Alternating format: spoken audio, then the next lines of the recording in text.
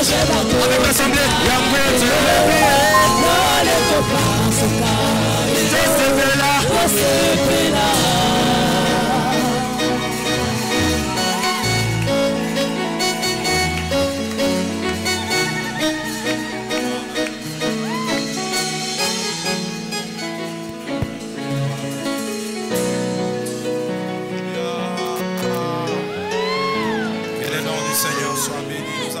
Seigneur. Alléluia. Gloire à Jésus, gloire à Jésus, gloire à Jésus, gloire à Jésus. Alléluia. Que le nom du Seigneur soit béni. Amen.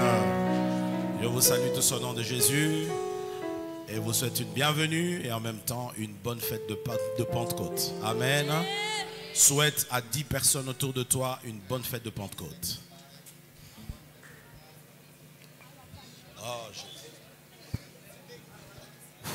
Bonne fête de Pentecôte. Une bonne fête de Pentecôte. Aujourd'hui, nous célébrons la Pentecôte. Gloire au Seigneur. Alléluia. Est-ce que nous pouvons saluer le Saint-Esprit qui est au milieu de nous? Gloire à Jésus. Nous saluons le Saint-Esprit. Alléluia.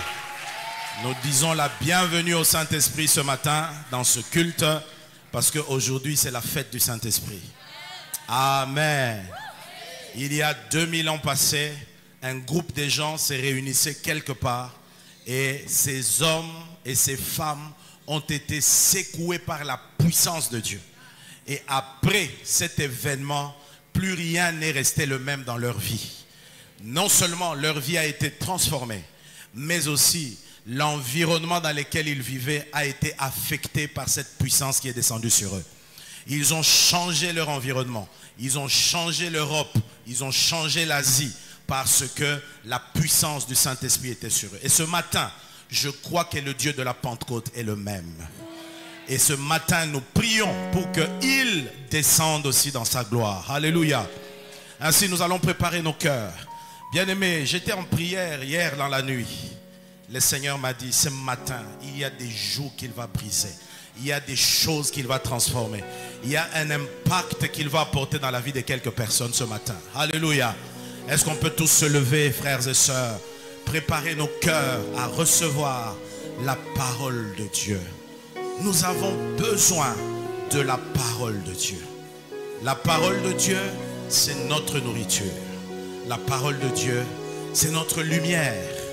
Et ce matin, nous avons besoin de cette parole. Nous avons besoin de la lumière qui vient de Dieu afin de nous éclairer dans les ténèbres. Alléluia. Oh Jésus, Jésus, Jésus, Jésus, Jésus, Jésus, Jésus. Oh Seigneur.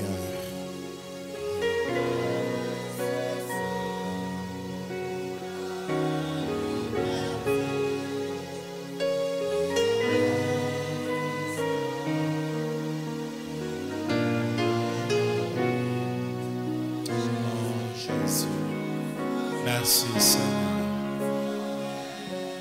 Alléluia, alléluia, alléluia. Bien-aimé, prie sincèrement, parle à Dieu, demande à Dieu de te parler. Élève ton esprit à Dieu ce matin. Demande au Seigneur de te parler. Ne prie pas comme par habitude, mais prie différemment ce matin.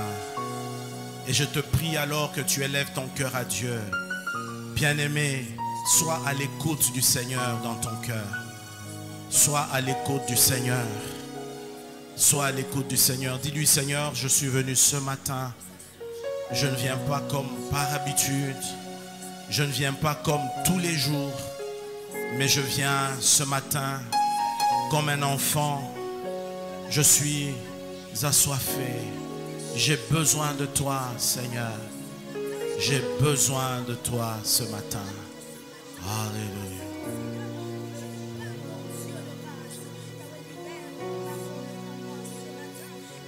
Dans l'assemblée des saints, assoiffés de ta présence, ton nom,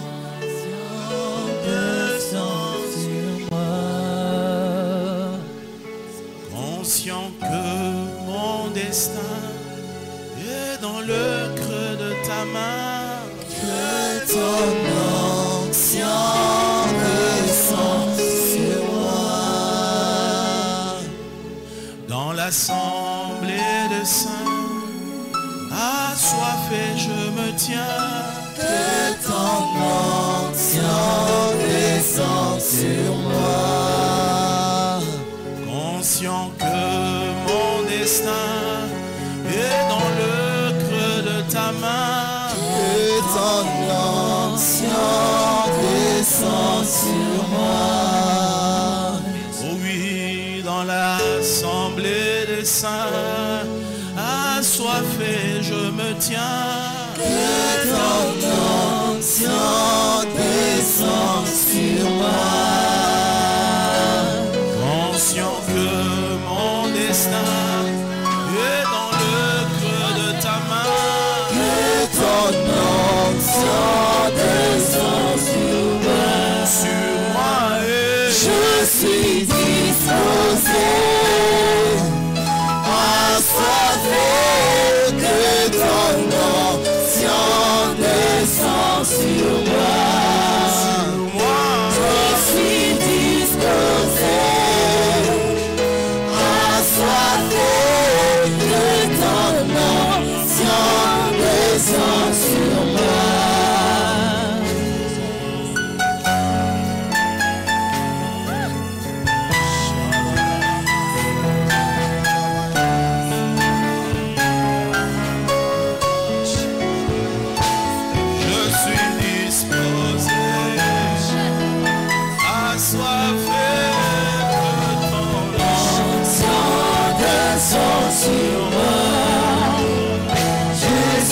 disposé à sauver. Que ton onction descende sur moi.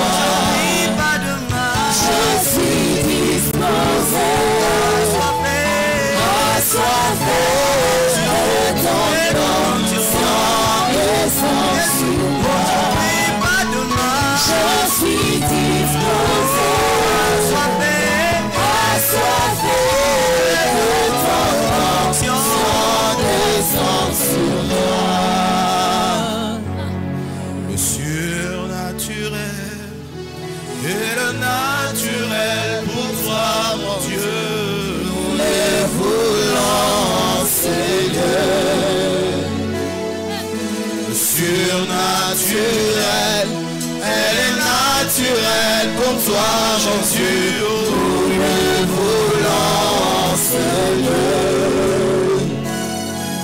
Le surnaturel, elle est naturelle pour toi, mon Dieu. Nous le voulons, Seigneur. Nous le voulons, ce lieu. Nous le voulons, Seigneur.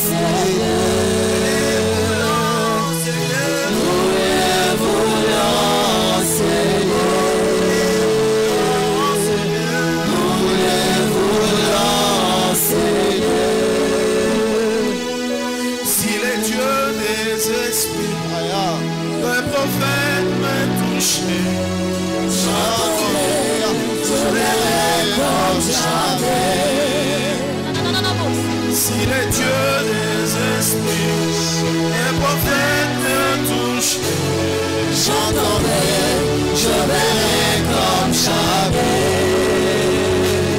Si les dieux des esprits, les prophètes me touchent, j'entendrai, je verrai comme jamais.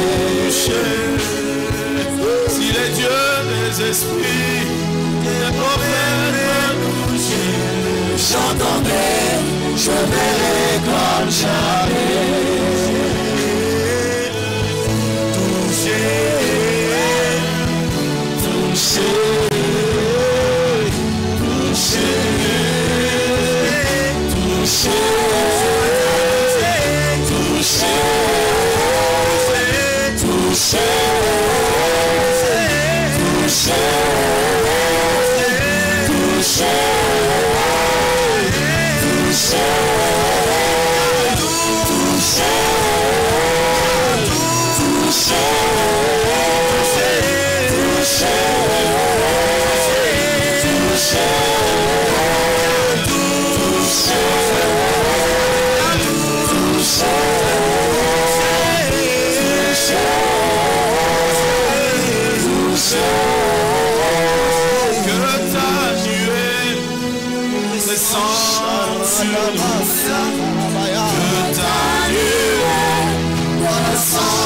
sur nous.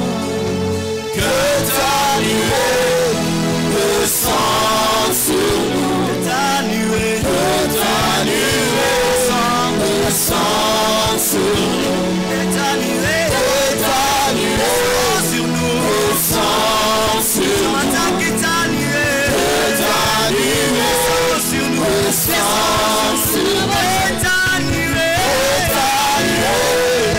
descende sur nous.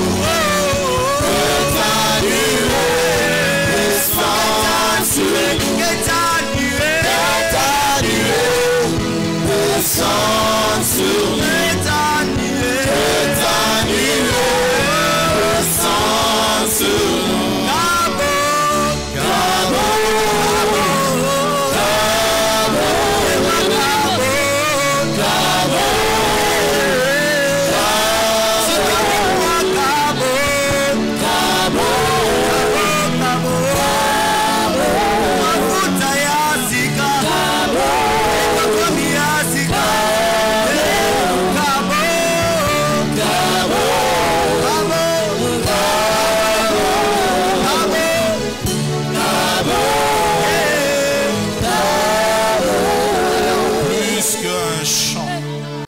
C'est un cri du cœur ce matin, Seigneur. Plus qu'un chant, c'est un cri du cœur. L'heure est arrivée, Seigneur. L'heure est venue. Le temps du réveil a sonné.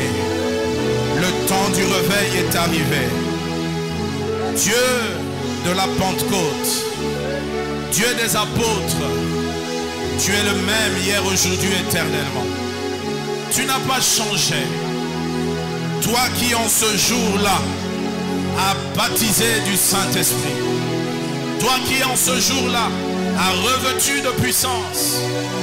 Ce matin également assoiffé, rempli, Seigneur, de ce même désir qu'avaient les apôtres. Nous nous approchons de toi. Seigneur, nous te demandons de te servir de ce culte. Utilise cette réunion pour ta gloire. Permets que cette réunion soit une plateforme pour toi. Une plateforme pour transformer des vies, pour impacter des vies, pour enflammer cette assemblée, pour enflammer ton peuple. Seigneur, qu'un réveil commence ce matin, je te prie. De la même manière que cela a commencé il y a 2000 années en arrière. Nous soupirons après la manifestation du Saint-Esprit. Seigneur, prends le contrôle de toutes choses. Glorifie ton nom parmi nous. S'il te plaît, sers-toi de chaque chose en ce lieu. Et principalement de ta parole. Pour allumer un feu qui ne s'éteindra plus dans nos cœurs. Merci Saint-Esprit. Ce matin, c'est ta fête. Glorifie-toi au milieu de nous. Au nom de Jésus, nous avons prié. Merci Seigneur. Amen. Gloire à Jésus. Nous acclamons le Saint-Esprit.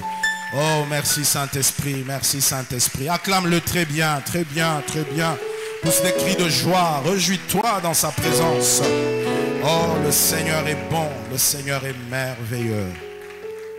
Oh, que le nom du Seigneur soit béni. Frères et sœurs, nous passons des moments merveilleux devant le Seigneur.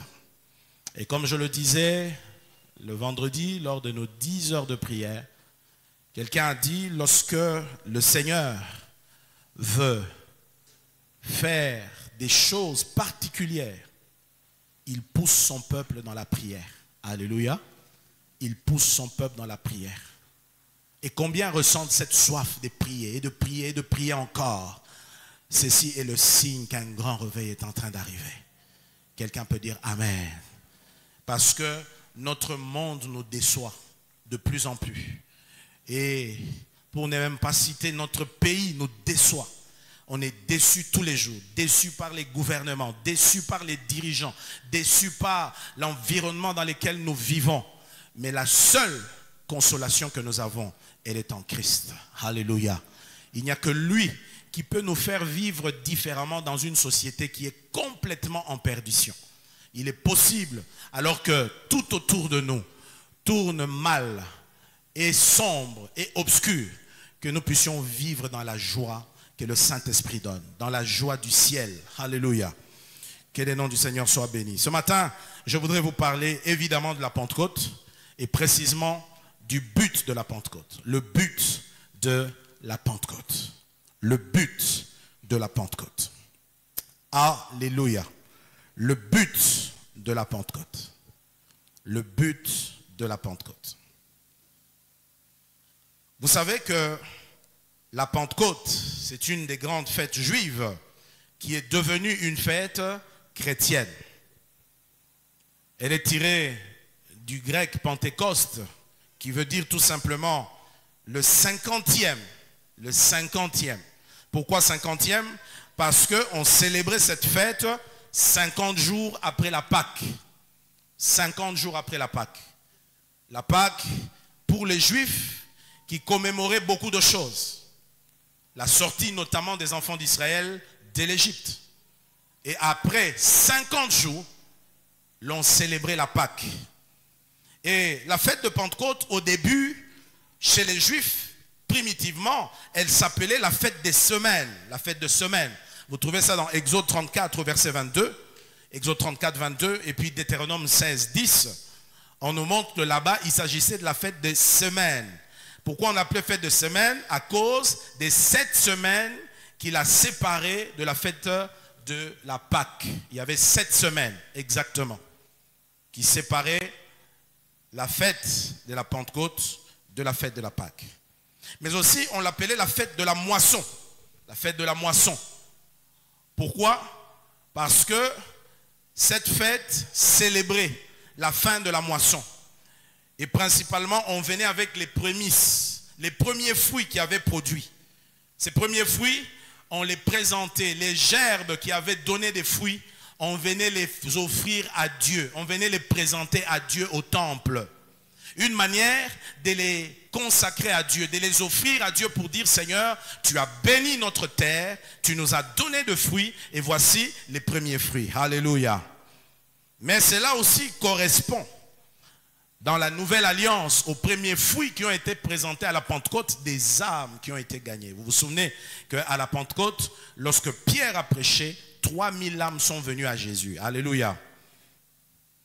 Également, la fête de la Pentecôte, c'est aussi la fête du jour où la loi a été donnée. Tardivement, bien après, les Juifs ont dit que la fête de la Pentecôte tombait le jour où Dieu avait donné la loi, bien après. Vous savez, à la montagne de Sinaï, lorsque Dieu a parlé pour donner les 10 commandements, cette montagne fumante, et le peuple était rempli de terreur à l'écoute de la voix de Dieu. Ils ont demandé à Moïse, lui plutôt, de parler avec Dieu et de leur interpréter ce que Dieu dirait. Et pour eux également, c'était cette fête où l'on célébrait le don de la loi. Et nous voyons qu'à la Pentecôte chrétienne, c'est aussi ce jour-là où l'évangile a été proclamé. Alléluia. A été annoncé pour le salut des âmes. Donc retenez que la fête de la Pentecôte, c'est 3 choses principalement. C'est la fête de semaine parce qu'elle intervient 7 semaines après la Pâque. C'est aussi la fête des moissons ou des prémices parce que l'on venait présenter les premiers fruits à Dieu. Quand vous voyez dans Nombre 28, verset 26, on parle des prémices. Nombre 28, 26, on parle des prémices. Et pour nous, dans la Nouvelle Alliance, en tant que chrétiens, que représente la Pentecôte? La Pentecôte commémore l'événement où le Saint-Esprit est descendu sur les disciples de Jésus, les remplissant de puissance et de courage pour répandre l'évangile dans le monde. C'est cet événement-là qui commémore, elle commémore cet événement de la descente du Saint-Esprit sur les disciples. Ils étaient à 120 dans la chambre haute, la puissance du Saint-Esprit a fait son entrée et ils furent remplis du Saint-Esprit et se mirent à partager l'évangile dans le monde entier. Donc, la Pentecôte nous parle de la venue du Saint-Esprit sur l'Église. Mais notez aussi, la Pentecôte, c'est aussi la naissance de l'Église. En d'autres termes, un jour comme celui-ci, c'est la fête de l'Église. Amen. C'est l'anniversaire de l'Église. Tu ne pêches pas si tu dis bon anniversaire à l'Église de Jésus. Parce que, officiellement, l'Église de Christ est née le jour de la Pentecôte. Il est né par cette effusion de l'Esprit qui est descendu sur les apôtres. Et c'est comme ça que, depuis, l'Église a commencé à opérer. Dieu, par Christ. Vous vous souvenez que Jésus disait, je bâtirai mon Église. Son Église, qui lui appartient. Donc aujourd'hui aussi, c'est l'anniversaire de l'Église. Alléluia. Mais ce qui est intéressant, ce n'est pas simplement que l'on sache ce que veut dire cette fête, la Pentecôte. Mais c'est surtout de comprendre son sens, son importance, sa raison d'être.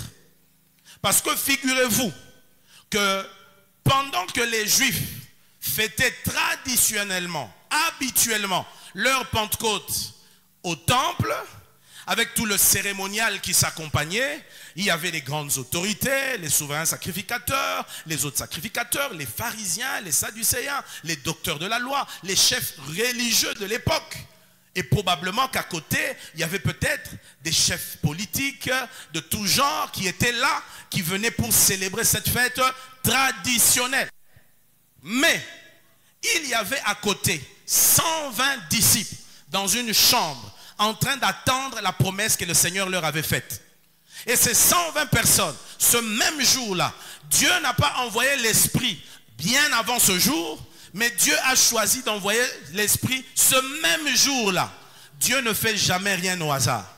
Parce que ces jours-là se rassemblaient à Jérusalem les gens du monde entier. Lorsque nous allons dans les textes, nous pouvons voir cela. Dans Acte 2, au chapitre, à partir du verset 1er et les suivants, nous allons nous rendre compte de la concentration de la population qu'il y avait à Jérusalem ce jour-là. Acte chapitre 2, nous allons lire à partir du premier verset et nous descendons. La Bible déclare ceci. Le jour de la Pentecôte, ils étaient tous ensemble dans le même lieu. Tout à coup, il vint du ciel un bruit comme celui d'un vent impétueux. Et il remplit toute la maison où ils étaient assis. Des langues semblables à des langues de feu leur apparurent, séparées les unes des autres, et se posèrent sur chacun d'eux. Et ils furent tous remplis du Saint-Esprit, et se mirent à parler en d'autres langues, selon que l'Esprit leur donnait de s'exprimer. Verset 5. Or, il y avait en ces jours à Jérusalem des Juifs, hommes pieux, de toutes les nations qui sont sous le ciel. Soulignez cela. Verset 6. Au bruit qui eut lieu, la multitude accourut et fut confondue parce que chacun les entendait parler dans sa propre langue. Ils étaient tous dans l'étonnement et la surprise. Et ils se disaient l'un à l'autre, voici, ces gens qui parlent, ne sont-ils pas tous galiléens? Et comment les entendons-nous dans notre propre langue à chacun? Dans notre langue maternelle? On cite les peuples qui avaient, verset 9, Parthes, Mèdes, Élamites, ceux qui habitent la Mésopotamie, la Judée, la Cappadoce, le Pont, l'Asie, la Phrygie, la Pamphylie, l'Égypte, le territoire de la Libye voisine de Cyrène. Les Africains étaient là. Et ceux qui sont venus de Rome, juifs et prosélytes, crétois et arabes, comment les entendons-nous parler dans nos langues des merveilles de Dieu? Ils étaient tous dans l'étonnement et ne sachant que penser, ils se disaient les uns aux autres, que veut dire ceci? Mais d'autres se moquaient et disaient, ils sont pleins de vin doux. Alors Pierre, se présentant avec les 11, éleva la voix et leur parla en ces termes. Ô hommes juifs, vous tous qui séjournez à Jérusalem, sachez ceci et prêtez l'oreille à mes paroles. Ces gens ne sont pas ivres comme vous le supposez, car c'est la 3e heure. Mais c'est ici ce qui a été dit par le prophète Joël. Dans les derniers jours, dit Dieu, je répandrai de mon esprit sur toute chair. Vos fils et vos filles prophétiseront. Vos jeunes gens auront des visions. Vos vieillards auront des songes. Oui, sur mes serviteurs et sur mes servantes. Dans ces jours-là, je répandrai de mon esprit et ils prophétiseront. Je ferai paraître des prodiges en haut dans le ciel et des miracles en bas sur la terre, du sang, du feu et une vapeur de fumée. Le soleil se changera en ténèbres et la lune en sang avant l'arrivée du jour du Seigneur, de ces jours grands et glorieux. Alors, quiconque invoquera le nom du Seigneur sera sauvé. Alléluia. Voilà un peu le contexte dans lequel se passe cet événement.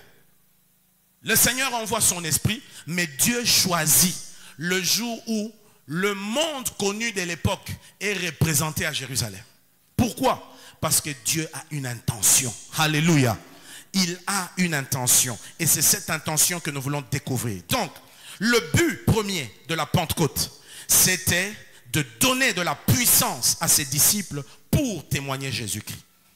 Et c'est là le but principal pour lequel Dieu donne la puissance. Il le dit dans Acte 1 au verset 8. Il dit, mais vous recevrez une puissance, le Saint-Esprit survenant sur vous, vous serez mes témoins. Vous devez comprendre, mes frères, que Jésus a passé du temps avec ses disciples. Comme on l'a vu le vendredi dernier, il a eu le temps de leur enseigner beaucoup de choses. Mais ils ont vu aussi dans la vie de Christ comment l'Esprit de Dieu opérait. Maintenant, le temps était venu pour Jésus de partir. Et avant de partir, il leur recommande d'aller par le monde entier, de prêcher la parole de Dieu et de pouvoir faire des disciples, les baptiser au nom du Père, du Fils et du Saint-Esprit. Et voyez-vous, ici, Jésus leur donne l'autorisation. Ils ont une autorité divine d'aller dans le monde entier et de prêcher. Mais il leur manque quelque chose. Parce que lorsque vous étudiez le grec, vous allez voir qu'il y a une nuance entre deux mots, l'autorité et la puissance. L'autorité ici, du grec exousia, donne l'image, ou bien veut signifier tout simplement un pouvoir délégué, un pouvoir donné. En d'autres termes, c'est comme si le Seigneur donnait une autorisation. Alléluia. Ils ont reçu mandat d'aller, d'évangéliser, d'apporter le témoignage de Jésus partout à travers le monde, jusqu'aux extrémités de la terre, dit la Bible. Mais Jésus était conscient qu'au-delà du pouvoir, c'est-à-dire de l'autorité qu'il leur avait donnée, il leur manquait quelque chose. C'est pourquoi Acte 1, 8 précise, vous recevrez une puissance. Le mot traduit par puissance en grec, c'est le mot dunamis. Alléluia. Dunamis, que l'on traduit par dynamite. Il veut tout simplement dire la force. Vous savez, quelquefois, même dans la vie, vous pouvez avoir des autorisations venant des autorités en place. Mais vous n'arrivez pas à faire respecter la loi parce que l'autorisation seule ne suffit pas. Il faut en plus de l'autorisation, quoi? Il faut la force. Dites Amen. Vous arrivez quelque part, vous dites non, sur cette rue, on ne peut pas construire. Mais le peuple ne vous écoute pas. Les gens ne vous écoutent pas. Alors à ce moment, il faut qu'on vous donne la force. C'est-à-dire, on se dit, on déploie un bataillon de policiers qui t'accompagnent, bien armés jusqu'aux dents, pour aller faire exécuter la loi. Et c'est ça, ce que Dieu a fait ces jours-là. Est-ce que quelqu'un me comprend? Il leur a donné l'autorité de pouvoir répandre la parole de Dieu. Et l'Église a l'autorité de pouvoir prêcher l'évangile de Jésus. Annoncer le témoignage de Christ. Car Christ n'a pas accompli une œuvre à la croix en vain. Il est mort, il a donné sa vie à la croix pour mourir pour l'homme afin de le sauver. Et lorsqu'on parle ici de sauver, le salut c'est un package. Ce n'est pas simplement le fait d'aller au ciel, mais c'est la prise en charge de l'homme dans son ensemble. Alléluia. C'est là qu'on parle d'un salut intégral. Intégral. Pas seulement pour qu'on aille au ciel, prioritairement, c'est le ciel, c'est la vie éternelle. Oui, mais avant d'aller au ciel, nous avons une vie ici-bas sur terre. Jésus nous sauve aussi des réalités de ce monde. Alléluia. C'est pas pour rien qu'il a pris à la croix nos maladies. Pourquoi? Parce qu'il sait qu'on a besoin d'une santé pour le servir. C'est pas pour rien qu'il a pris les malédictions. Il sait qu'il y a des malédictions qui existent. Il y a l'influence occulte qui travaille, qui peut stopper les enfants de Dieu d'une manière ou d'une autre. Voilà pourquoi, quand il vient, non seulement il leur donne l'autorité d'aller évangéliser, mais il accompagne cette autorité de la puissance, du dunamis. Et il leur dit, dans peu de jours, vous serez baptisés de l'Esprit. Quand le Saint-Esprit viendra sur vous, il va vous donner cette dynamite. Il va vous donner cette capacité surnaturelle. Et c'est comme ça que le jour de la Pentecôte, ils sont là en prière. Je me suis posé la question en étudiant ces textes. Seigneur, pourquoi ton esprit ne pouvait pas descendre le 4e jour, le 5e jour? Pourquoi il a fallu que tu attendes 10 jours après ton départ?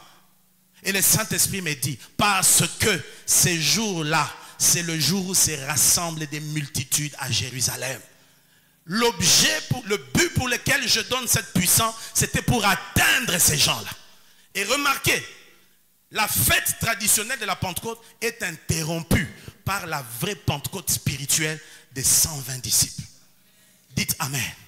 Un peu comme pour dire, Dieu vient mettre fin à un régime, à un système traditionnaliste qui a régné pendant longtemps. Maintenant, il annonce une saison nouvelle. C'est comme si, imaginez, ils sont dans cette cérémonie. Il y a devant eux un prédicateur qui prêche, qui parle. Mais les Écritures nous disent, on l'a lu ici dans Acte 2, quand ils eurent entendu le bruit, parce qu'il y a des phénomènes qui ont accompagné cette diffusion de l'esprit. Il y a un vent, mais pas un vent doux, hein? C'est un vent puissant qui est entré dans cette salle, dans cette chambre.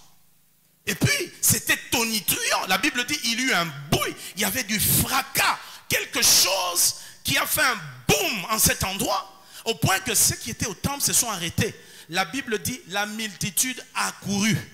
C'est comme si ce jour-là, Dieu était venu ravir le micro au chef religieux. Il a récupéré les choses lui-même. Dites Amen. Voilà pourquoi, frère, je suis de ceux qui croient.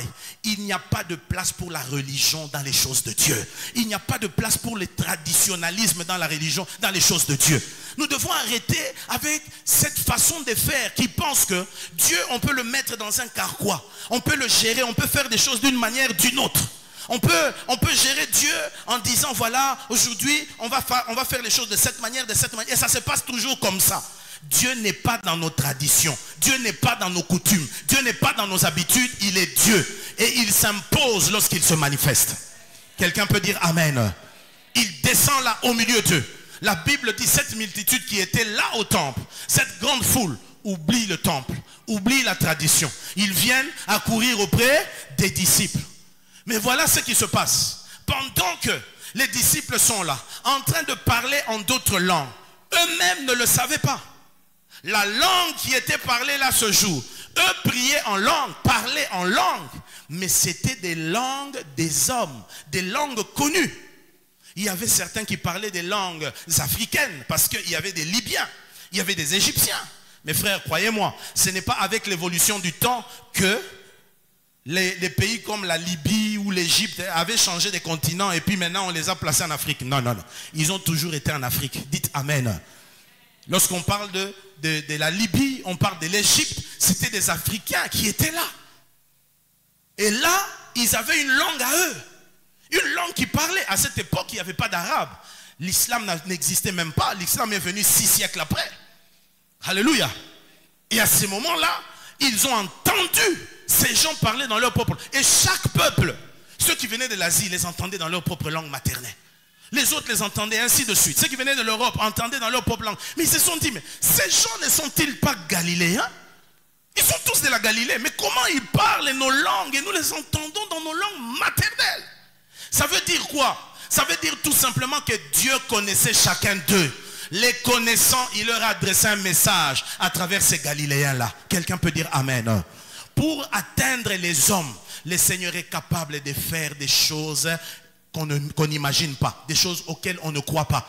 Le Seigneur est capable de passer par des voies qui dépassent l'entendement des hommes, parce que son intention, c'est de pouvoir atteindre l'homme, c'est de pouvoir ramener les hommes à lui. Alléluia. Imaginez un peu cette scène, des gens qui n'ont jamais parlé une langue autre que la leur, mais ces jours-là, tout le monde les entend, chacun dans sa langue maternelle. N'est-ce pas merveilleux? Alléluia.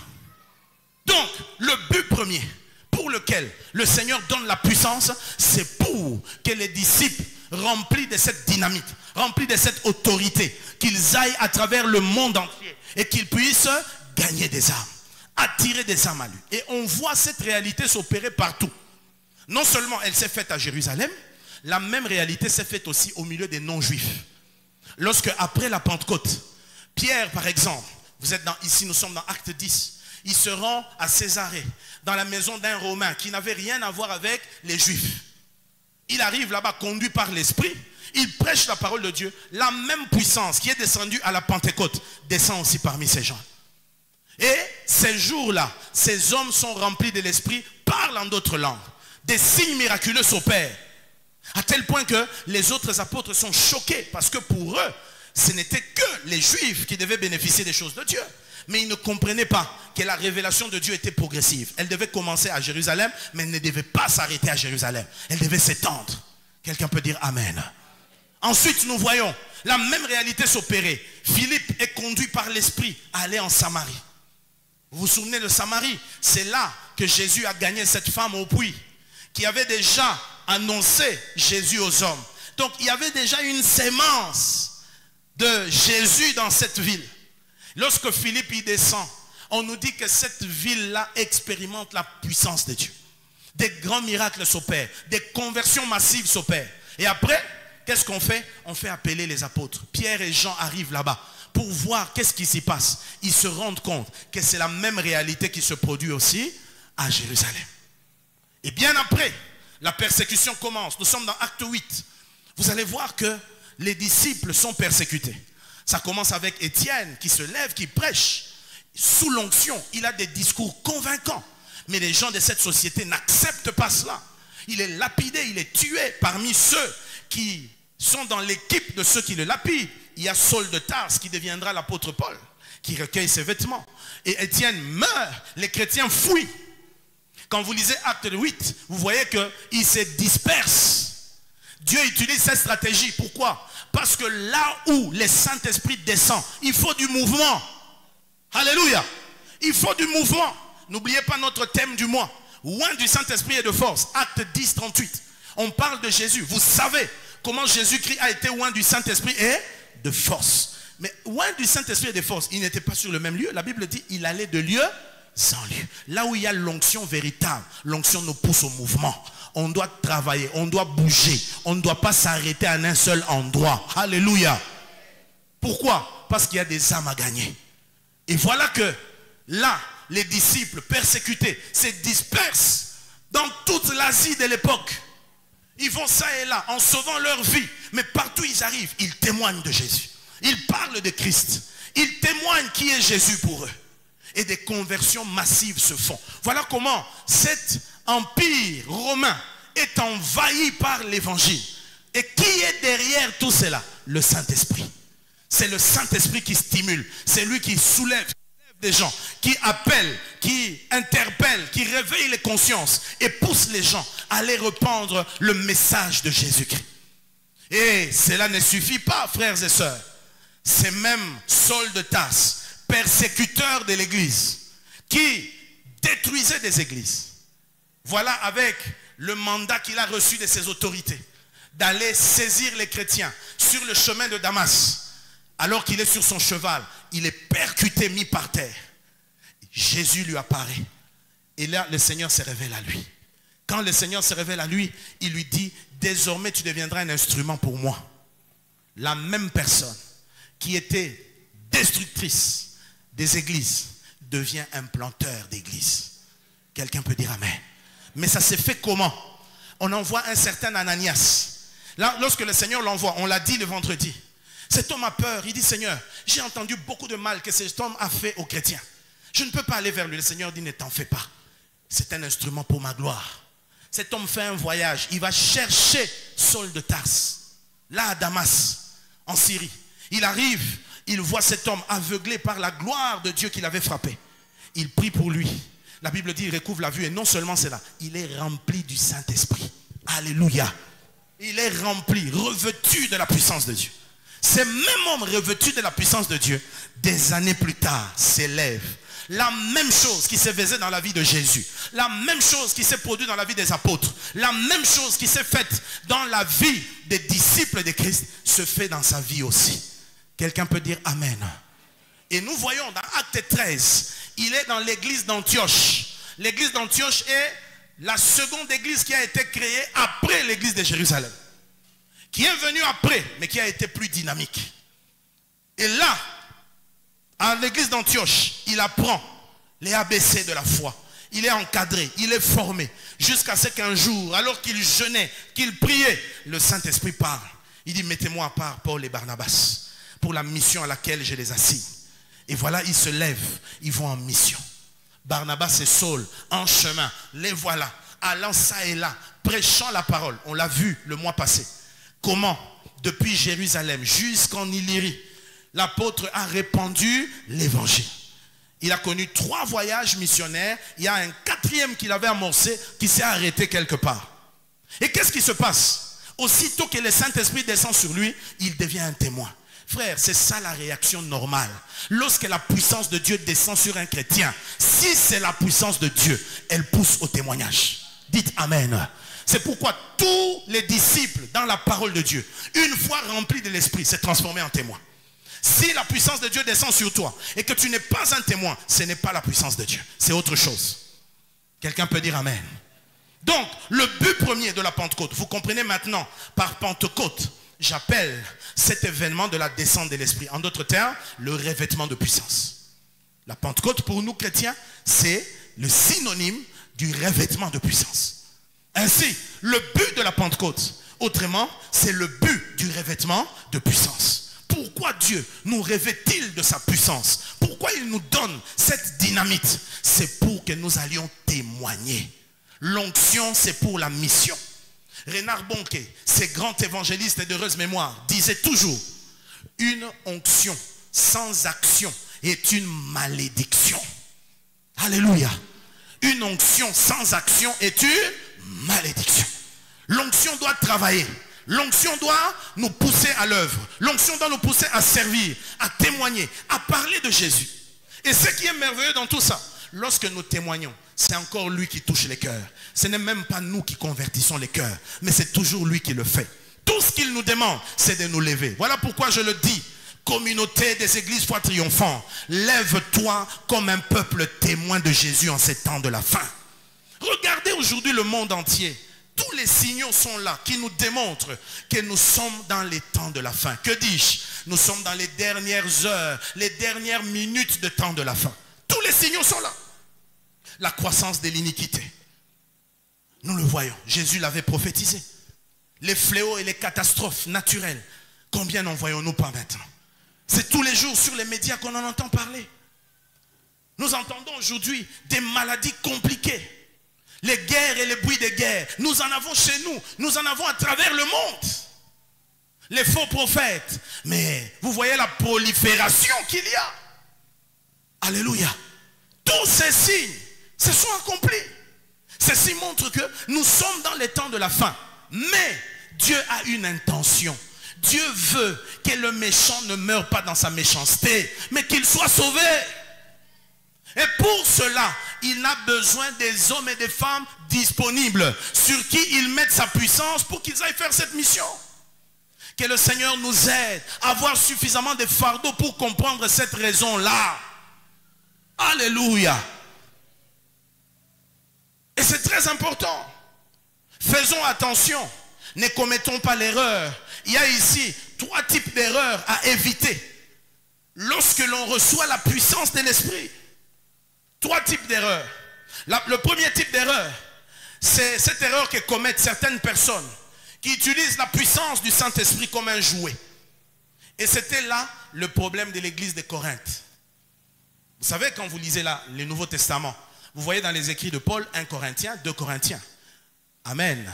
C'est 2 épîtres que Paul a écrit de sa main. Alléluia. Pourquoi?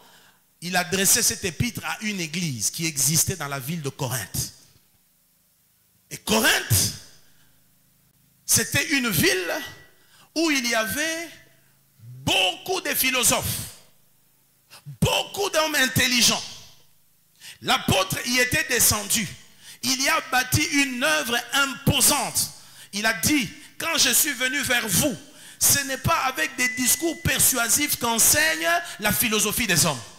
Mais au milieu de vous, j'ai présenté un évangile fondé sur la puissance de Dieu et la démonstration. Parce que là où il y a trop d'intelligence, la solution c'est les miracles, frère. Les gens sont trop philosophes, ne croient pas à certaines réalités.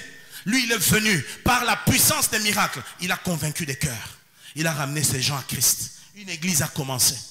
Maintenant qu'il les laisse, il s'en va. On lui écrit, on lui apprend qu'il y a beaucoup d'abus qui se font.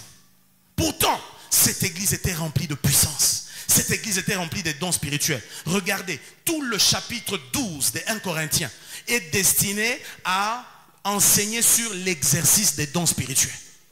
Pourquoi Paul en parle? Parce que c'était une église charismatique. L'église de Corinthe était une église de réveil. La puissance de Dieu travaillait telle que l'apôtre Paul l'avait fondée. Mais ils ont commencé à utiliser la puissance de Dieu comme un jouet. On raconte que dans l'église de Corinthe, les chrétiens corinthiens, ils aimaient tellement parler en langue. Tellement. Certains exégètes de la Bible disent que des fois même ils se saluaient en langue. Tellement qu'ils aimaient parler en langue. Et des abus commençaient parmi eux. Des prophéties, des fausses commençaient à se dire. L'immoralité est entrée. Il y avait beaucoup de désordre. À tel point que ceux qui visitaient cette église pensaient que c'était des fous. Ils disaient, mais ce sont des fous. Ces gens-là sont fous. Ces gens-là sont malades. La tête, ça ne va plus. Ils avaient cette réputation-là. C'est pourquoi quand Paul leur montre l'exercice des dons spirituels, dans 1 Corinthiens 14, il leur dit, il est bon que vous puissiez, quand quelqu'un élève la voix, qu'il prie dans une langue intelligible, pour que celui qui vient, qui ne comprend pas, puisse comprendre et être édifié. Parce que là-dedans, il y avait beaucoup de dérives, comme on le voit aujourd'hui, dans la plupart des églises de réveil. Dans la plupart des églises de réveil. On le voit aujourd'hui dans la plupart des églises de réveil. Les églises de réveil sont remplies de beaucoup d'abus, beaucoup de sottises qui se passent dans les églises. Parce que les gens ne comprennent pas la raison d'être de la puissance. On pense que c'est un jouet, on s'amuse. C'est juste pour que les gens entrent en transe. C'est juste pour que les gens tombent. C'est juste pour du spectacle. C'est juste pour qu'on voie. Dieu est contre cela. Voilà pourquoi l'apôtre a écrit sévèrement à l'église de Corinthe. Il a réprimandé cette église-là en disant à cette église qu'ils font des choses parmi eux qui ne se font même pas parmi les païens. Quelqu'un peut dire amen. Bien-aimé, si Dieu te oint de la puissance, fais attention que cela ne devienne pas un jouet dans tes mains. On ne joue pas avec la puissance de Dieu. Jésus n'est pas monté à la croix et nous ne nous a pas envoyé la puissance pour qu'on s'amuse avec. Et ici, j'aimerais parler aux jeunes gens. Les jeunes gens qui font des concours de puissance, des concours de prophétie. Moi, je prophétise avec précision. Moi, quand je prophétise, je connais même la couleur du sous-vêtement. Oh, moi, je prophétise, je connais le numéro des chaussures. Ce sont des bêtises. Pourquoi le Seigneur va révéler la couleur du sous-vêtement? Pour faire quoi? Le Saint-Esprit est un esprit décent. Ce n'est pas un esprit impoli. Alléluia. Sortez de ces histoires-là. Ce sont des bêtises. Ce sont des bêtises. Et regardez tout ce qui se passe aujourd'hui.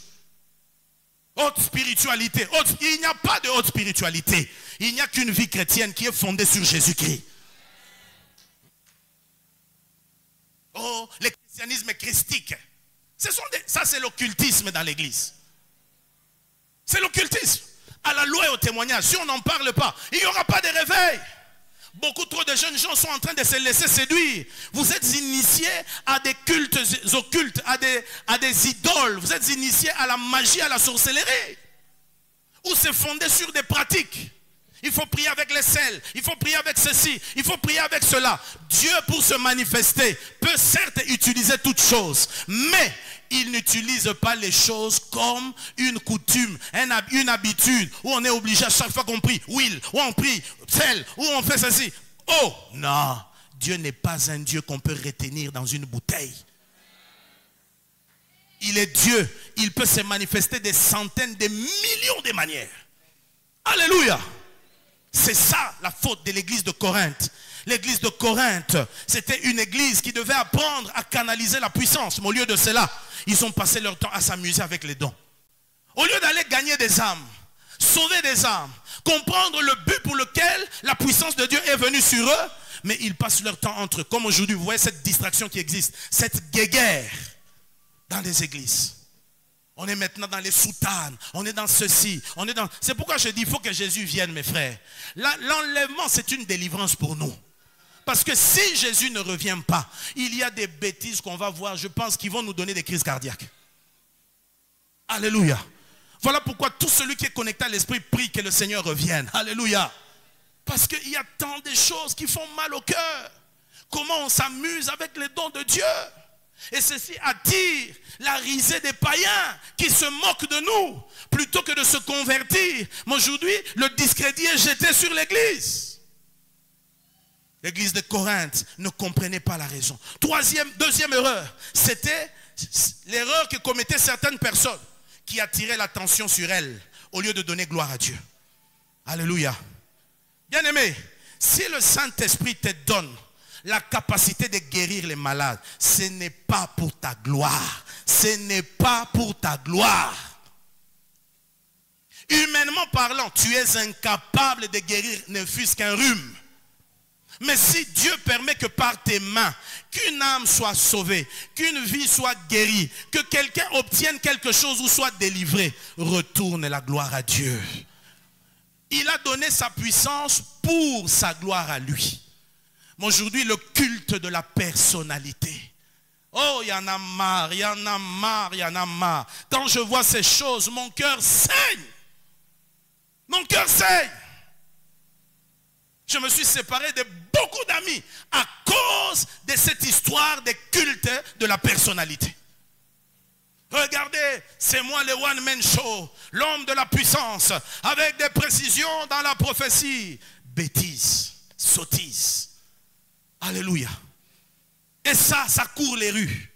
À tel point qu'on ne se rend pas compte qu'on devient ridicule. La titromanie, bishop, archibishop. Si tu veux même devenir trishop aujourd'hui, tu peux devenir quadrishop, archipape. Il y en a qui vont s'appeler des vice-dieux bientôt. Est-ce que le titre font le ministère? Est-ce que le fait de posséder des titres, c'est ce qui détermine que Dieu t'utilisera? Dieu peut t'utiliser sans les titres. Jeunes gens, ne courez pas après les titres, mais cherchez réellement la puissance de Dieu. Souvenez-vous, la puissance est pour la gloire de Dieu. Les miracles s'opèrent pour attirer les regards vers l'auteur des miracles. Souvenez-vous de Paul et Silas, lorsqu'ils sont descendus à Lystre. Les gens, lisons cela, Actes des Apôtres chapitre 14. Acte 14. Ils descendent dans la ville de Lystre. Là, ils voient un homme impotent. Nous sommes au verset 8. Des pieds, boiteux de naissance, qui n'avait jamais marché.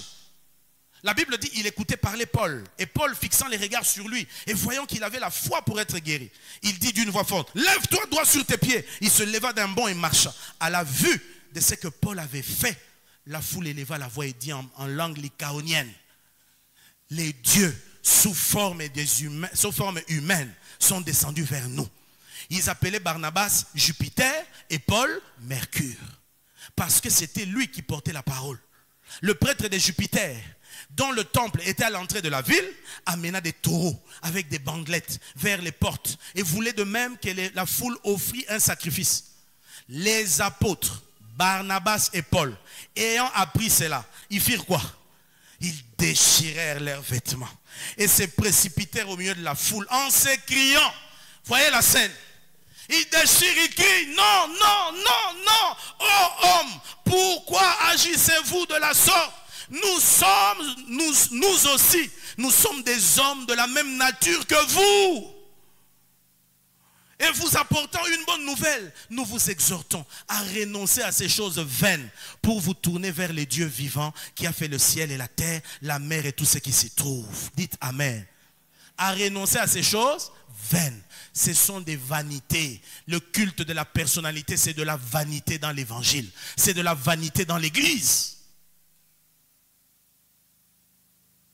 Nous ne venons pas prouver qui nous sommes. C'est pourquoi enlevez de vos langages. Moi, je suis spécial. Moi, Dieu m'utilise. Moi, quand le Seigneur est avec moi. Moi.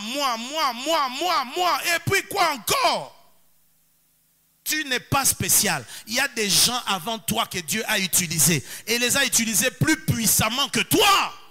Et toi aussi tu passeras. Après toi, il y aura des gens que Dieu utilisera. La gloire n'est pas au canot par lesquels Dieu passe. La gloire est à Dieu qui est la source de toutes choses. Est-ce que je parle à quelqu'un? Renoncez à toute gloire humaine que l'on vous donne. Quand vous allez dans un lieu quelconque, on vous reçoit, on veut vous donner des hommages particuliers. Refusez ces choses. Refusez-les. Comme les apôtres, ils ont eu le courage. Ils n'ont pas dit non, si nous refusons, nous allons choquer, nous allons choquer. Je suis allé prêcher dans une église quelque part. Arrivé là-bas, on étale des pagnes à mon entrée. Et c'était tout un cérémonial. Je leur ai dit, je n'entrerai pas s'il y a des pagnes par terre. Oh pasteur, c'est pour vous honorer. J'ai dit non, je ne suis pas venu chercher des honneurs. Je suis venu chercher la gloire de celui qui m'a envoyé. À la fin, après cela, le pasteur me dit, oh, les protocoles étaient choqués parce qu'ils ont voulu vous honorer, mais vous avez refusé. J'ai dit, si tu m'invites ici, ils seront toujours choqués, choqués et choqués toujours. Parce que je ne mange pas de ces pains-là. Dites Amen. Vous qui prêchez la parole de Dieu, arrêtez avec ces vaines choses. La gloire, elle est à Dieu. La gloire, elle est à Dieu. La gloire, elle est à Dieu. Le jour où vous verrez, poster là-bas, poster ici, poster là-bas, à l'entrée du culte, Jean-Paul Bilolo, fouillez Mabé Koti. Vous entendez? Mais ce jour n'arrivera pas au nom de Jésus. Que Dieu nous en garde. Que Dieu nous en garde. C'est pourquoi vous avez remarqué, on n'a pas de trône ici. Où on s'assoit ici, dans une chaise entourée de chaînes. Parce que moi, je ne suis pas mort pour vous. Nous tous, nous regardons dans la même direction. Parce que nous sommes tous venus recevoir quelque chose de la part de Dieu. Le Saint-Esprit agit là où il y a l'humilité. Là où on s'abaisse. Savez-vous que l'eau prend toujours, l'eau ne descend que dans les lieux les plus bas. Ça veut dire plus tu fais l'exercice d'être humilié, c'est toi que Dieu remplira. Alléluia. Troisième erreur, c'est l'erreur de l'église des Thessaloniques. Les Thessaloniciens. Ici, c'était une erreur par le fait que certaines personnes n'utilisaient pas la puissance que le Saint-Esprit avait pour eux, avait pour elles. Et ça, c'est la faute la plus commune des chrétiens. Pourquoi? À cause du fait qu'ils ont vu des imitations ou une mauvaise utilisation de la puissance. Alors, ils sont devenus sceptiques au surnaturel. Il y a des gens comme ça. Tu vas quelque part, tu prêches, tu pries pour les gens tombent, la puissance de Dieu se manifeste. Les gens disent, hé, pasteur, toi aussi tu es dans ces choses. Ces choses, c'est quoi? Ces choses, c'est quoi? Si Jésus a chassé des démons, nous devons chasser des démons. Si Jésus a guéri les malades, nous devons guérir les malades. Dites Amen. Oui, la puissance de Dieu peut se manifester, les gens peuvent tomber. Le jour où on est venu arrêter Jésus, lorsqu'on lui a posé la question, es-tu Jésus-Christ de Nazareth? Il dit, oui, je le suis. La Bible dit, tous tombèrent. La puissance de Dieu peut terrasser.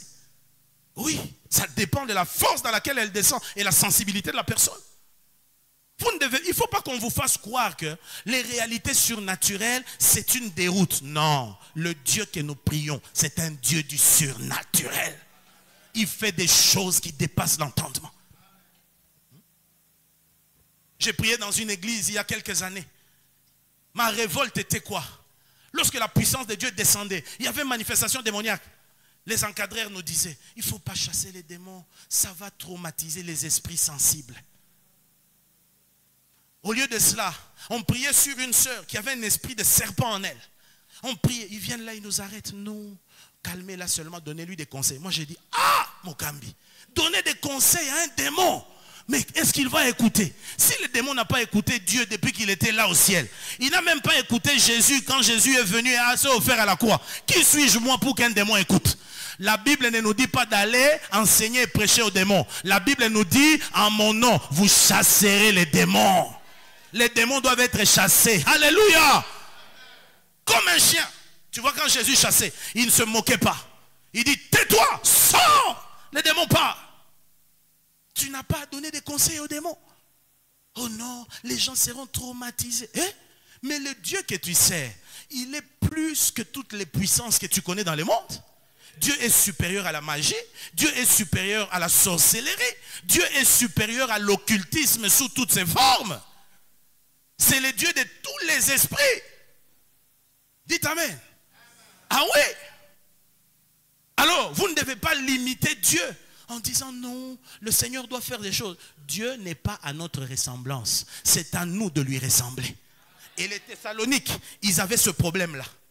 Ils avaient ce problème-là. Ils ne croyaient plus dans les prophéties. Ils ne croyaient plus dans l'exercice de dons spirituels. Pourquoi? Parce qu'ils avaient vu les abus. Oh non, moi je préfère une église où on enseigne seulement la parole. Et puis on chante et puis c'est tout. C'est une église malade. Comment tu vas dans une église, 90% des gens sont possédés. 90% des gens sont malades. Où est le Dieu de la guérison? Nous croyons en un Dieu des miracles, n'est-ce pas? Mais les miracles, il faut le vivre. Ce n'est pas au ciel qu'on va les vivre. Alléluia. Et c'était ça les Thessaloniciens. Pose la question à ton voisin. N'es-tu pas un Thessalonicien? Sceptique aux choses de l'esprit. Alléluia. C'est pourquoi Paul, quand il vient leur parler, Paul leur dit, dans 1 Thessaloniciens 5, 19 à 22, il dit, n'éteignez pas l'esprit. Ne méprisez pas les prophéties, mais examinez toutes choses. Retenez ce qui est bon et abstenez-vous du mal sous toutes ses formes. Vous entendez? Il leur donne ces conseils-là. Pourquoi? Parce qu'ils étaient devenus sceptiques. Bien-aimés, alors même que nous condamnons les faux prophètes, les vrais prophètes existent. Les vraies prophéties existent. Moi-même, j'en ai eu dans ma vie des prophéties qui aujourd'hui se sont accomplies dans ma vie. J'y crois. Ne pensez pas qu'on ne croit pas en ces choses. Si c'est écrit dans la Bible, on y croit. Mais ce qu'on condamne, c'est le faux. Ce qu'on condamne, c'est la manipulation. Alléluia. Nous croyons en la délivrance au nom de Jésus. Nous croyons en cela. C'est dans la Bible. Ne soyez pas Thessaloniques. Ne devenez pas des Thessaloniciens. Alors, notez ceci. Je commence à chuter. Bien-aimés, être revêtu de la puissance du Saint-Esprit, c'est comme l'électricité. Alléluia. Alléluia. La puissance du Saint-Esprit a plusieurs buts. Mais le principal, c'est les témoignages. En dehors de ces buts-là, il y en a plusieurs autres. Mais vous devez savoir, et ici, je vous invite à penser à l'électricité. Aux nombreux moyens d'utilisation, des moyens pour l'utiliser. Vous savez, quand les gens ont l'électricité, lorsqu'on a installé, la SNEL a fait des raccordements, ainsi de suite, on a fait une installation chez vous à la maison, il y a de l'électricité. L'électricité qui vient dans la maison, c'est pour que vous ne restiez pas dans l'ombre. Hein? Vous ne devez pas commencer à dire que non, on a l'électricité, mais on ne s'en sert pas. L'électricité est donnée pour s'en servir. Dieu a donné la dunamis, la puissance du Saint-Esprit pour que nous nous en servions. Dites Amen. On doit se servir de la puissance. Principalement, c'est pour les témoignages de Christ. Mais il n'y a pas que les témoignages de Christ. À côté de cela, le Saint-Esprit nous donne aussi la capacité de mener une vie pure, une vie de sanctification. Par le temps qui court, les péchés frappent à toutes les portes. Sans la puissance de Dieu bien-aimé, nous succomberons. Alléluia. Il faut la puissance de Dieu pour résister à la tentation, pour triompher de tous ces pièges que l'ennemi nous donne. Et Dieu a pourvu à cela pour cela. Le Saint-Esprit nous aide à avoir de l'amour et du zèle pour le Seigneur. Lorsqu'on est rempli du Saint-Esprit, il y a comme un feu qui naît en nous, une passion pour Dieu, pour les choses de Dieu. C'est pourquoi vous voyez, les Pierre et les autres qui étaient timides, après la Pentecôte, il est devenu rempli d'amour pour le Seigneur. Il s'est levé pour témoigner Christ sans aucune peur. La Bible dit, nous n'avons pas reçu un esprit de peur. Alléluia. Mais nous avons reçu l'esprit d'amour et de force. C'est ça le Saint-Esprit. Il faut savoir l'utiliser pour être zélé dans les choses de Dieu. Alléluia. Pour être zélé. La puissance du Saint-Esprit, elle sert aussi du courage et du dévouement complet dans la cause de Christ. Quand tu es revêtu de la puissance, tu dois devenir courageux dans les choses de Dieu. Tu dois devenir dévoué dans les choses de Dieu. Je ne crois pas à ces gens-là qui sont remplis de l'Esprit de Dieu. Mais ils sont tout le temps dans des excuses. Tout le temps des excuses. Tout le temps, je peux pas, je rencontre ceci, je fais cela, ainsi de suite. Ça ne va pas, ça fait ceci. Non frère, nous tous, nous vivons sur la terre. Dites Amen. Des problèmes, on en a tous. Ce n'est pas parce que je te prêche ici devant que je n'en ai pas. J'ai des problèmes. D'ailleurs, si je demandais à Dieu de te transférer mes problèmes, peut-être que tu ne tiendrais même pas 2 heures. Parce qu'ils sont d'ordre mondial. Alléluia. C'est l'organisation mondiale. Parole de foi. Voilà mon problème. Mon problème est mondial. Alléluia. Des problèmes, on en a. Mais la puissance du Saint-Esprit nous rend courageux au milieu des défis. C'est pourquoi, frère, regardez les apôtres. Ils étaient persécutés. On a tout fait pour les faire taire. Qu'ils ne prêchent pas au nom de Jésus. Pierre lui-même dit devant ces gens-là. Il dit, écoutez vous-même. Faut-il obéir aux hommes plutôt qu'à Dieu? Il dit, entre vous et Dieu, vraiment, à vous-même, comme nous disons ici. Il faut obéir à qui? On les fouette, on leur dit ne prêchez plus. Ils continuent à prêcher. D'où leur venait la force de continuer à prêcher, même dans une société qui les persécutait. Le Saint-Esprit, la puissance du Saint-Esprit. Quand la puissance du Saint-Esprit descend sur toi, elle te donne le courage. Elle te donne un dynamisme pour les choses de Dieu. Tu auras une dévotion comme pas possible. Je vois des gens qui prétendent être remplis du Saint-Esprit, baptisés de l'Esprit, mais trop timides dans les choses de Dieu. C'est pas normal. Dieu a besoin d'une armée. Une armée va à la guerre avec le courage, avec le dévouement. Alléluia. On ne peut pas aller réussir une guerre alors qu'on a peur de l'ennemi. Non. Il faut accepter d'affronter. Et ils allaient dans ce royaume, l'Empire romain. Ils allaient ça et là. Ils affrontaient l'opposition. Ils prêchaient. Pourquoi? Le Saint-Esprit renouvelait leur courage.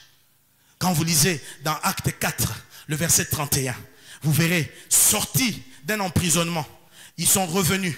Ils ont fait les rapports à tous les autres apôtres. Voilà ce qui est arrivé. On nous a battus de verges. On a essayé de nous faire taire. On nous a dit des tas de choses. Et puis, la conclusion, c'est que nous sommes interdits de prêcher. Écoutez-les. Ils prient. Acte 4, 29 à 31. Acte 4, 29 à 31. La Bible déclare ceci. On dit, et maintenant, Seigneur, vois leurs menaces et donne à tes serviteurs d'annoncer ta parole avec une pleine assurance, en étendant ta main pour qu'il se fasse des guérisons, des miracles et des prodiges par le nom de ton saint serviteur Jésus. Quand ils eurent prié, le lieu où ils étaient assemblés trembla. La Bible dit, ils furent tous remplis du Saint-Esprit et ils annonçaient la parole de Dieu avec assurance. Ils annonçaient avec assurance. D'où leur venait cette assurance? Quelques temps plus tôt, quand vous lisez au début, ils venaient d'être flagellés. Ils venaient d'être fouettés, emprisonnés. Mais d'où venait cette assurance? Le Saint-Esprit.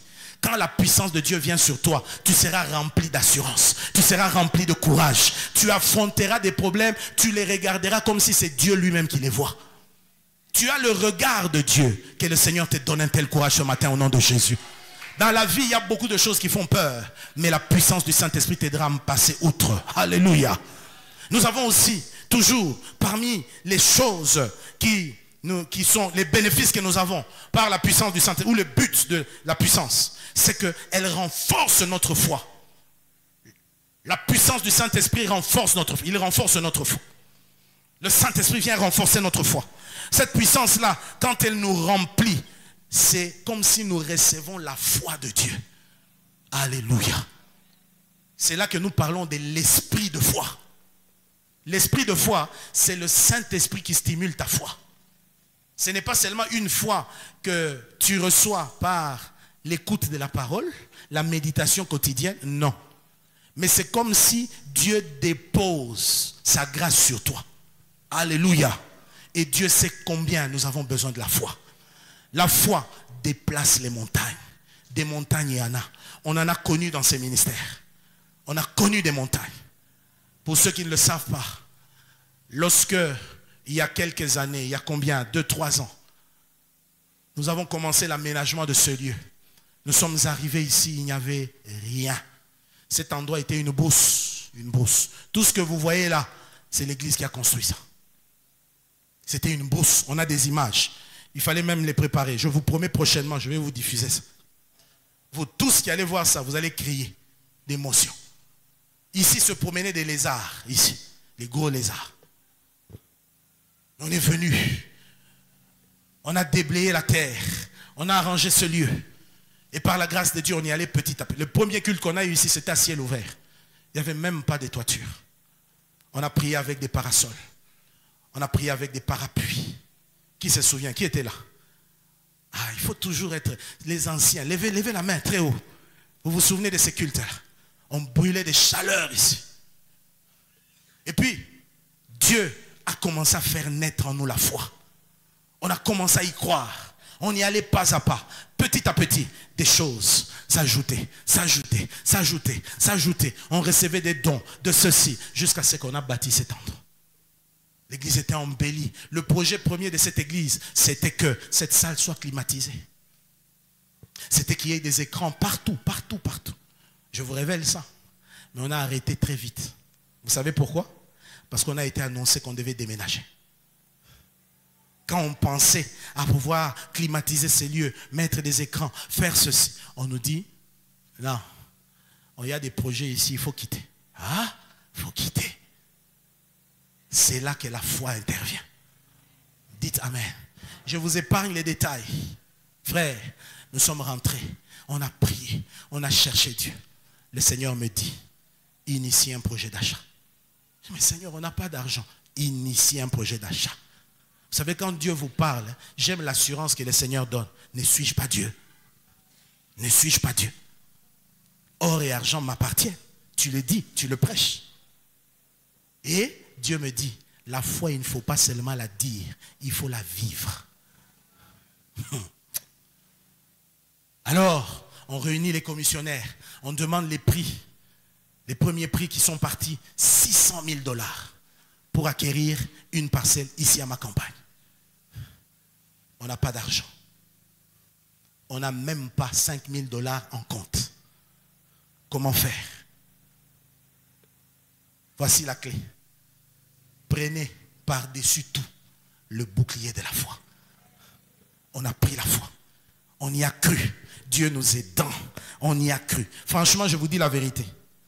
Si c'était à refaire, peut-être je ne le ferai pas. Je me suis moi-même vu après, j'ai dit c'était de la folie. C'est la folie ça. On s'est engagé. Vous vous souvenez, on a annoncé ici. On va acheter. Opération achat. 600 000. On a commencé. On a commencé. Des fois quand on parlait là-bas, dans les comptes là, 0. Les gens contribuent après les cultes.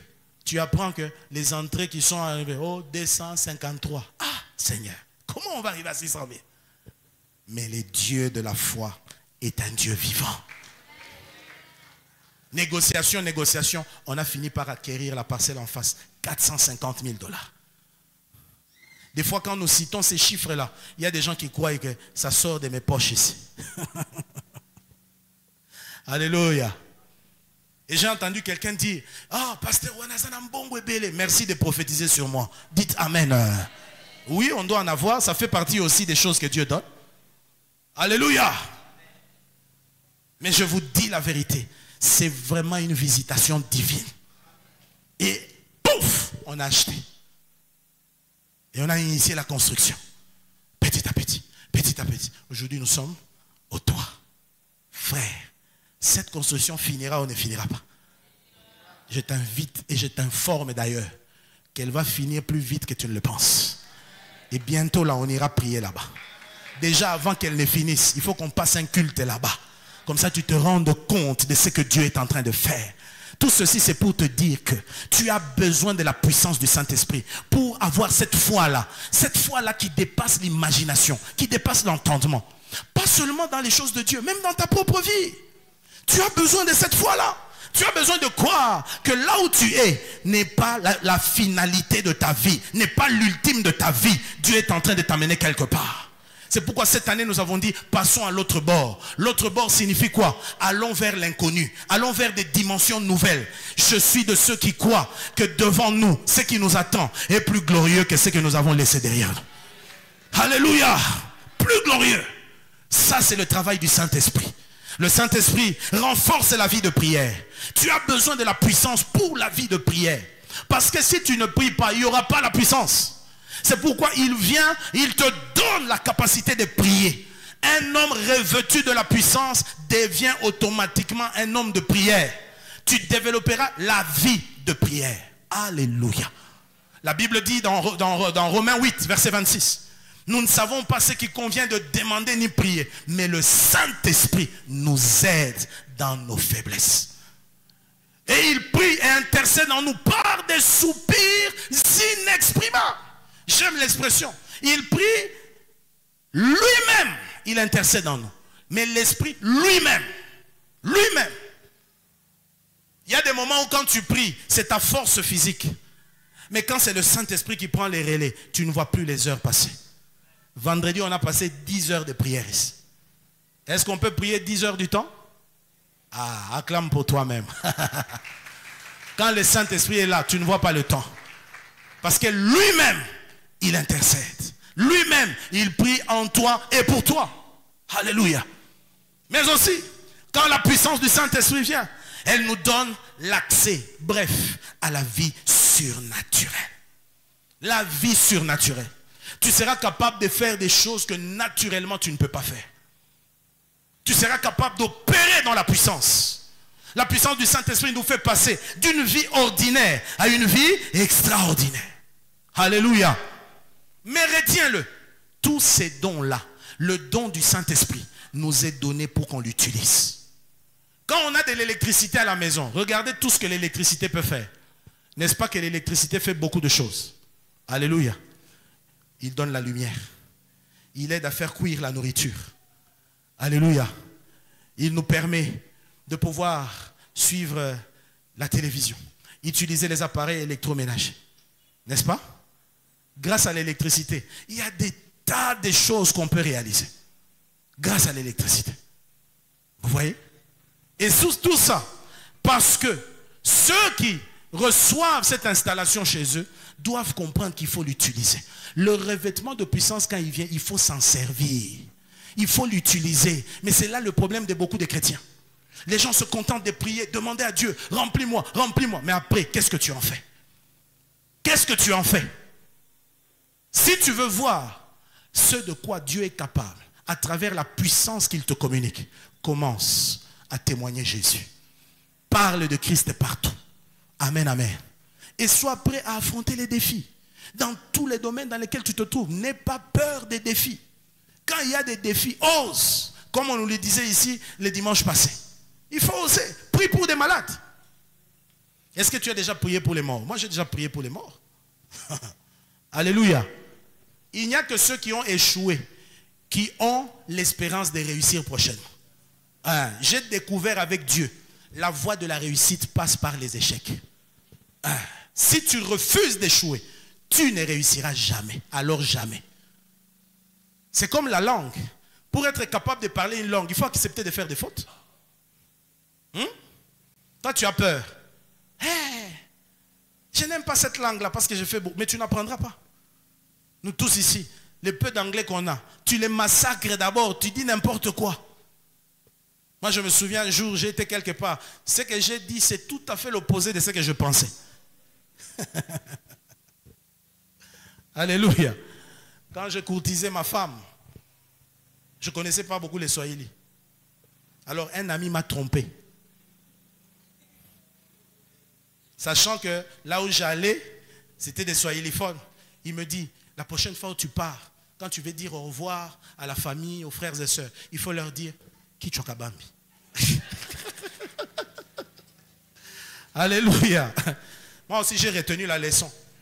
Un soir, on est avec elle, elle me raccompagne. Je vois ses sœurs, ses frères. J'ai dit, allez, Kichokabambi. Ils disent, quoi? J'ai dit, Kichokabambi. Alléluia. Mais peu importe, malgré ces fautes-là, aujourd'hui quand même, on a commencé à bien parler. Dites Amen. On se bat quand même et on comprend. Ça veut dire quoi? Ne crains pas d'échouer. Mais c'est la voie dans l'échec qui t'amènera à la victoire. On dit de Thomas Edison, l'homme qui a fait la lampe à incandescence, l'ampoule. Cet homme a échoué 999 fois.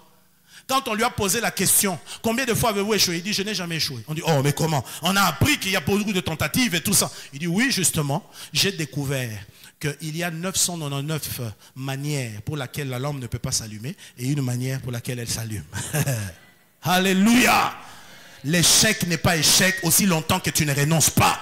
C'est pourquoi dès que tu reçois le revêtement de la puissance, va l'employer, va l'utiliser. Prie pour les malades, chasse les démons, défie les différents cas que tu croises devant toi et tu verras la gloire de Dieu. Alléluia! Qui croit cela? Qui croit cela? Aujourd'hui c'est la Pentecôte. On va s'élever frère, on va prier le Seigneur. On va prier maintenant. On va prier. Alors retiens ceci. C'est dans la prière que Dieu répand sa puissance. Les apôtres étaient en prière. 10 jours, ils priaient. Ils priaient. Pendant qu'ils priaient, tout à coup, la puissance est descendue. Ce matin aussi, nous allons prier. Et la puissance de Dieu va descendre. Quelqu'un peut dire Amen. Amen. Est-ce que tu es prêt? Lève-toi maintenant. On va prier le Seigneur. On va prier le Seigneur. Dieu a un but. Le monde se meurt. Les gens se perdent. Dehors, il y a plein d'occultisme. Il y a plein d'immoralité. Il y a plein de mauvaises choses. Le Seigneur compte sur son église. C'est pourquoi il donne à son église la puissance. Pour que celle-ci aille transformer son environnement. Bien-aimés, nous avons une lourde responsabilité de changer notre environnement. De changer le monde qui nous entoure du mieux que nous pourrons. Nous ne réussirons pas à changer le monde parfaitement. Mais du moins, selon la sphère d'influence que Dieu nous donne, nous changerons notre environnement. Il est temps que la foi triomphante change ma campagne. Il est temps que la foi triomphante change Delvaux, change météo. Si tu es d'accord avec moi, dis Amen très fort. Tous ces derniers jours, j'ai prié qu'un réveil puissant naisse en cet endroit. Et que ce réveil balaye cet environnement, balaye cette contrée. Et Dieu le fera par la grâce de Dieu. Nous allons ensemble prier le Seigneur. Là où tu es, je veux que tu sois assoiffé. Je veux que tu demandes à Dieu ce matin, Seigneur, remplis-moi de ton esprit. Revêt-moi de ta puissance. J'ai besoin de cela pour mieux te servir. Pour te servir efficacement. Mais aussi pour vivre ta gloire dans ma vie. Dans la vie de chaque jour. Dans ma marche, j'ai besoin de ta puissance. Ensemble, élevons la voix, bien-aimés. Prions le Seigneur. Alléluia. Oh, merci Seigneur Jésus. Merci Seigneur Jésus. Merci Seigneur Jésus.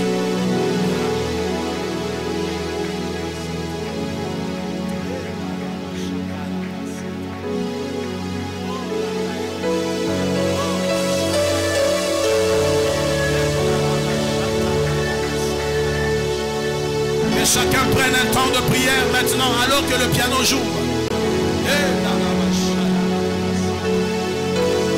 Attends-toi à Dieu. Demande à Dieu de te remplir. Vous savez, dans des moments comme ceci, non seulement quand il descend, il fait descendre sa puissance. Il nous remplit de cette puissance. Mais il guérit aussi des maladies. Il chasse des démons. Les royaumes de ténèbres est dans la confusion. Le Seigneur délivre de toute captivité. Alléluia. Oh Jésus. Oh Jésus. Oh Jésus. Nous demandons une nouvelle Pentecôte. Nous voulons une nouvelle Pentecôte. Une nouvelle Pentecôte, Seigneur. Une nouvelle Pentecôte. Ton église a besoin d'une nouvelle Pentecôte. Comme les 120 disciples assemblés dans ce lieu-là. Oui, ta parole le dit. Le jour de la Pentecôte, ils étaient tous ensemble dans le même lieu. Tout à coup, il vint du ciel un bruit, comme celui d'un vent impétueux. Et il remplit toute la maison où ils étaient assis. Des langues semblables à de langues de feu leur apparurent, séparées les unes des autres, et se posèrent sur chacun d'eux. Et ils furent tous remplis du Saint-Esprit et se mirent à parler en d'autres langues. Ils furent tous remplis du Saint-Esprit et se mirent à parler en d'autres langues. Ils furent tous remplis du Saint-Esprit et se mirent à parler en d'autres langues. Seigneur, je te prie, toi le Dieu de la Pentecôte, merci de répandre le même esprit en cet endroit. Le même esprit qui s'est répandu à la Pentecôte. Nous le demandons en ce lieu. Nous le demandons en ce lieu. Nous ne voulons pas une Pentecôte traditionnaliste. Nous voulons une Pentecôte réelle. Une Pentecôte bien vivante. Une Pentecôte qui nous transforme, qui nous change, qui ne nous laisse pas le même. Les Écritures nous disent que l'Esprit te saisira, tu prophétiseras et tu seras changé en un autre homme. Ce que nous voulons, c'est être changé, c'est être transformé. Ce que nous voulons, c'est être changé en des hommes nouveaux, des femmes nouvelles. Nous te le demandons, Seigneur. Merci de répandre maintenant ta puissance. Merci de répandre maintenant ta puissance. Merci de répandre maintenant ta puissance. Maintenant, répands ta puissance. Seigneur, je t'en prie, inonde-nous de toi. Inonde-nous de ta force. Inonde-nous de ta puissance. Oh Jésus, nous avons besoin de faire un travail dans toute cette contrée, dans cette ville, dans ce pays, dans ce monde. Mais nous avons besoin de ta force. L'œuvre à accomplir est grande. L'œuvre à faire est grande. Il nous faut ta force. Il nous faut ta force. Il nous faut ta force. C'est pourquoi nous la demandons ce matin. Oh Riaba Santa, Saint-Esprit, Esprit de vie, Esprit de vie, Esprit qui a ressuscité Jésus d'entre les morts. Nous t'invoquons ce matin. Nous t'invoquons. Envahis ce lieu. Envahis ce lieu. Envahis ce lieu. Envahis ce lieu. Envahis ce lieu. Envahis ce lieu. Envahis ce lieu. Envahis ce lieu. Je t'en supplie. Baptise ce matin. Guéris ce matin. Délivre les captifs ce matin. Cela au nom de Jésus. Cela au nom de Jésus. Alléluia.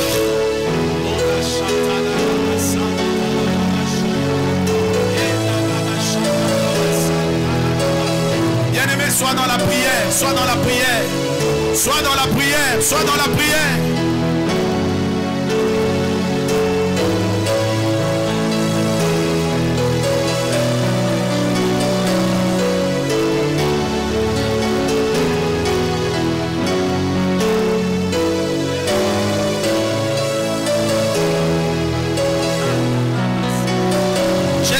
Celui qui croira en moi, des fleuves d'eau vive couleront de son sein. Des fleuves d'eau vive couleront de son sein. Depuis son sein, depuis l'intérieur, des fleuves vont couler.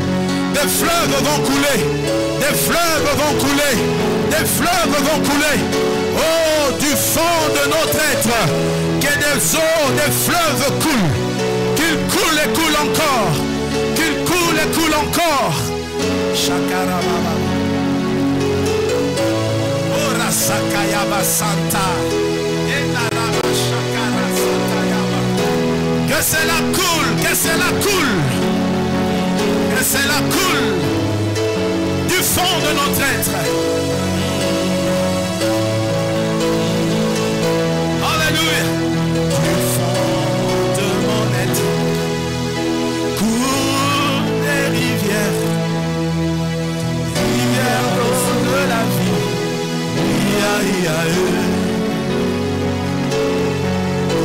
Du fond de mon être coulent des rivières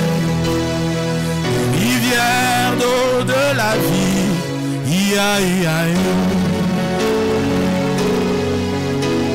Du fond de mon être coulent des rivières d'eau de la vie. Que ça coule, que ça coule, que ça coule, que ça coule, que ça coule, que ça coule, que ça coule, ici et maintenant, que ça coule en moi. Ça coule, que ça coule, que ça coule, que ça coule.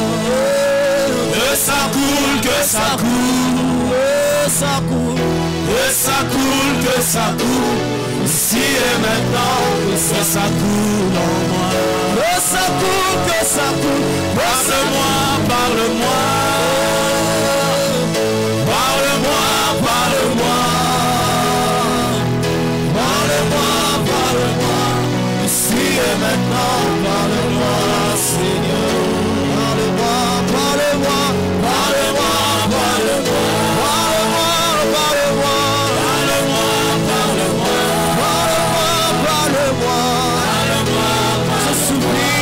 toi. Touche-moi, touche-moi, touche-moi, touche-moi. Touche-moi, touche-moi. Touche-moi, touche-moi. Ici et maintenant, touche-moi. Oh, touche-moi.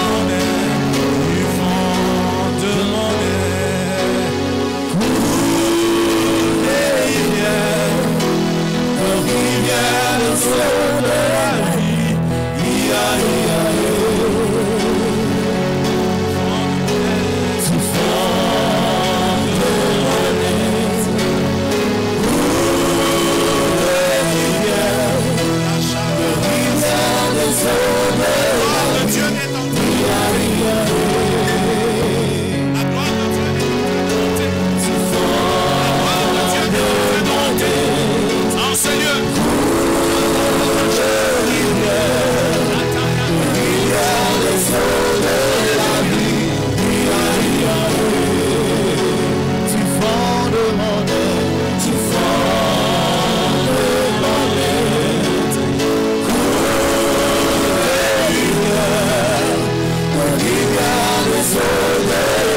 Saint-Esprit, nous t'invitons. L'Esprit de Dieu, nous t'appelons. L'Esprit de Dieu.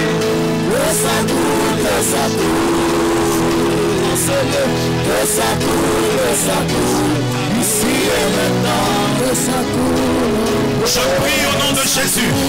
Maintenant, que quiconque est assoiffé, maintenant, sois abreuvé au nom de Jésus. Sois abreuvé au nom de Jésus. Sois abreuvé au nom de Jésus. Que le Seigneur étanche ta soif. Toi qui es assoiffé, toi qui t'attends à Dieu. Il a dit si quelqu'un a soif, qu'il vienne à moi et qu'il boive. Et l'eau que je lui donnerai se transformera en une source d'eau vive. Se transformera en fleuve d'eau vive. Je prie que cette réalité se produise maintenant, maintenant, maintenant, maintenant, maintenant, au nom de Jésus. Chakakakaka, au nom de Jésus. Maintenant, là où tu es, sois revêtu de sa puissance. Sois rempli de sa puissance. Que le Saint-Esprit inonde ton cœur.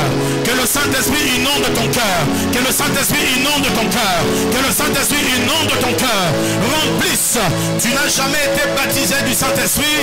Je prie pour un baptême de l'Esprit. La Bible dit qu'ils furent tous remplis du Saint-Esprit et se mirent à parler en d'autres langues. Que le Seigneur te donne ces dons des langues. Maintenant, maintenant, au nom de Jésus-Christ.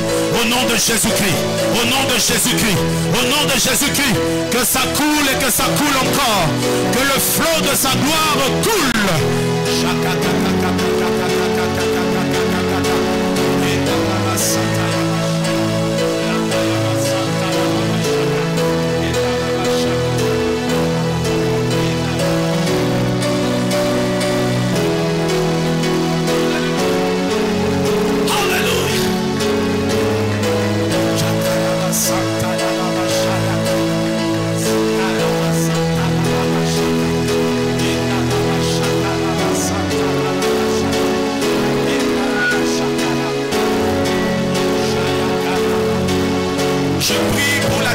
Des captifs.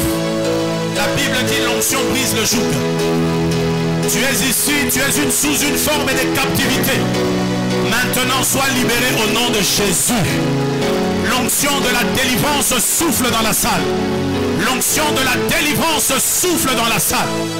Que tout celui qui est enchaîné, qui est captif, soit libéré au nom de Jésus.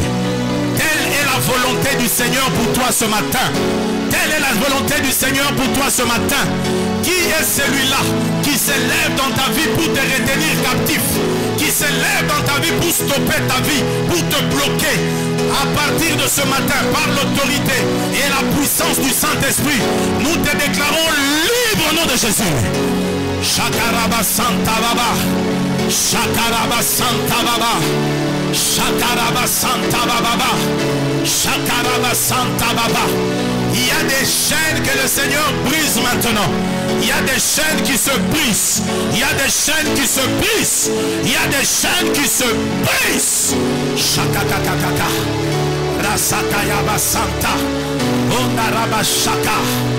Responsable, prie avec moi dans la salle.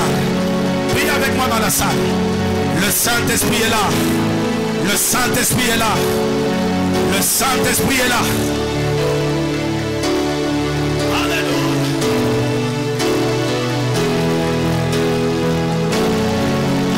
Je vois quelqu'un ici qui est comme enroulé par des fils. Il y a comme des fils qui l'enroulent. Au moment où je suis en train de parler, le Seigneur dénoue ce fil au nom de Jésus. Ça c'est des lits. Ça c'est des lits. Ça c'est des lits. Ça c'est des lits. Ça c'est des lits. Ça c'est des lits. Maintenant, au nom de Jésus. Charararara. Oui. Le Seigneur délie. Il délie. Il délie. Tout lien tissé dans ta vie. Seigneur, merci, merci, merci, merci.